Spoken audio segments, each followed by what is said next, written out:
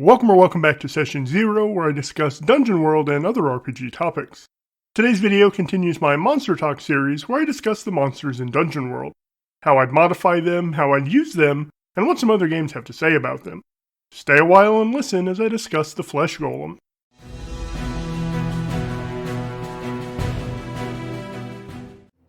Alright, let's start by taking a look at the Flesh Golem on page 291 of the Dungeon World rulebook.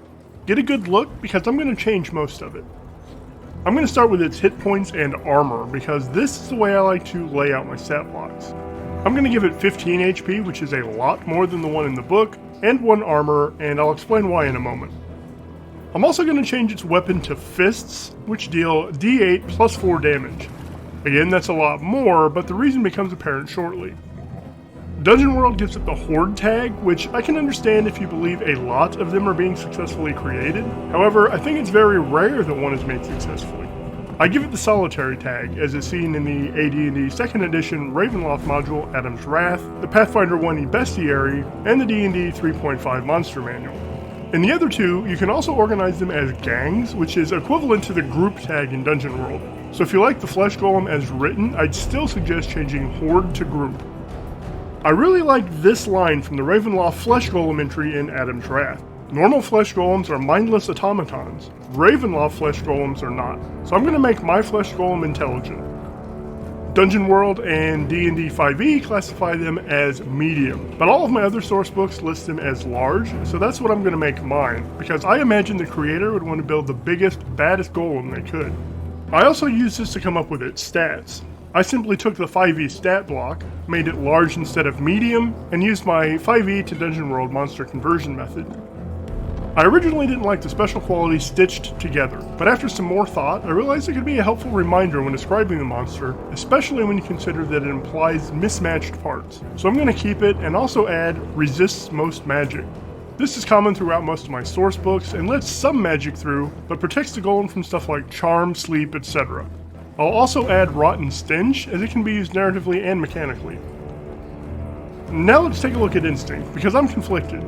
I don't dislike to live, although I'll alter it slightly and make it to be accepted by the living. But also, I want to turn this follow orders move into the Instinct, because the golem was created to follow orders. I actually spent way more time than I care to admit mulling this over, but decided to use both. The golem has this internal instinct of wanting to be accepted, and an external programmed instinct to follow orders. This might not be popular, and you certainly don't have to do it also, but it does present some interesting ways to roleplay the golem. Finally, for moves I'll use a variation of detach a body part with tear off an opponent's limb. I'll also add try to be nice or helpful, and regenerate with lightning/electricity. The last one seems odd, but it too presents some interesting narrative and mechanical options. For the description, I went with interesting and useful lore again. For interesting, I've added, it's rare to see them in the wild, but if you want a good look at one, head to the fighting pits out east. If one gets injured or dies, they just zap it back to full life. Of course, you can change out east to whatever you want. This informs the players that it will be unlikely to have a random encounter with a flesh golem, so if they do see one in the wild, they'll know it represents a narrative arc. Fighting pits also give you as the game master a place to showcase the golem's abilities without tearing a PC's limbs off. You should also be thinking of creative ways to introduce lightning or electricity to zap them back to full life. Is there a wizard on standby waiting to send a bolt its way? Do the golems have lightning rods protruding from their necks? This idea was heavily inspired by the Solomon Grundy fight in Batman Arkham City and the Thor vs. Hulk arena fight in Thor Ragnarok. For useful information, I've given it, be careful when employing fire against them. It's the only thing they fear because it can truly kill them, but it sends them into a berserk rage and they start tearing people limb from limb. This tells the players how to definitively kill a flesh golem, but gives them consequences for doing so without a plan. It also allows you to think of some creative ways to design the location of a flesh golem encounter to include fire. Maybe shallow pools of a flammable substance that someone can shoot a flaming arrow into. Swinging cages full of flame, perhaps? The golem should run from flame, so it gives both you and the characters ways to kite the golem into position. Neither of these bits of lore depend on the other, so you could easily replace either or both of them to further customize your golem. The try to be nice or helpful move has a ton of narrative use as well. Until the golem has seen that it will never be accepted by the living, it will try for it at every opportunity. This could be picking up an overturned cart to help someone trapped underneath, presenting a flower to a youth, or any number of nice or helpful things. This gives you an additional narrative to explore with a flesh golem. You can have a flesh golem who's accepted by at least some of the living, although it should be a very rare event. Remember though that I gave this version of the flesh golem 2 instincts, and you can let either become the dominant one. A good, helpful flesh golem would be a twist few players see coming. Finally, let's run down the GM moves and see how we can use a flesh golem mechanically.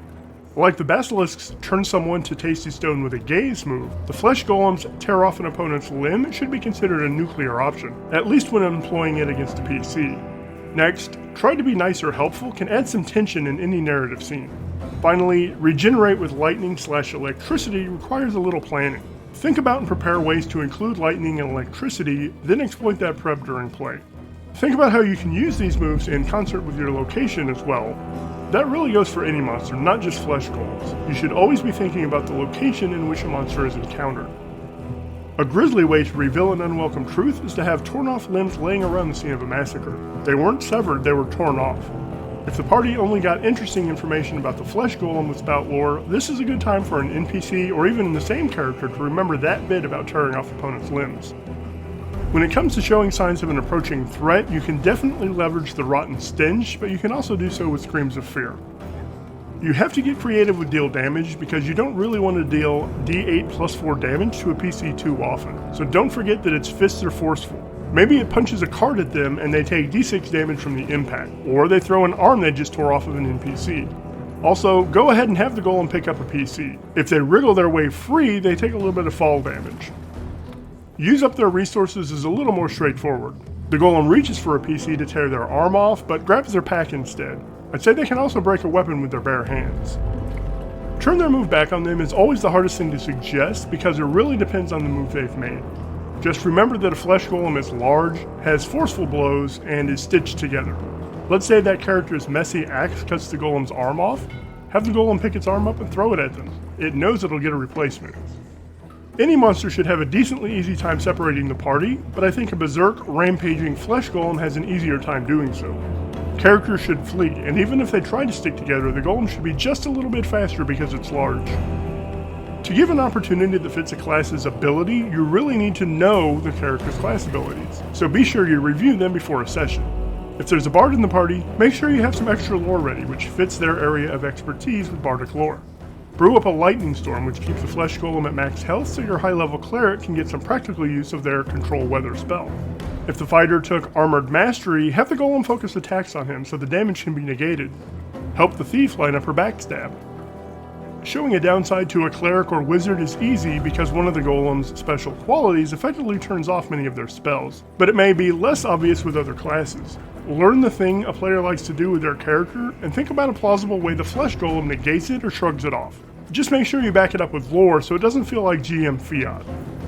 To offer an opportunity with or without cost really comes down to encounter design in my opinion.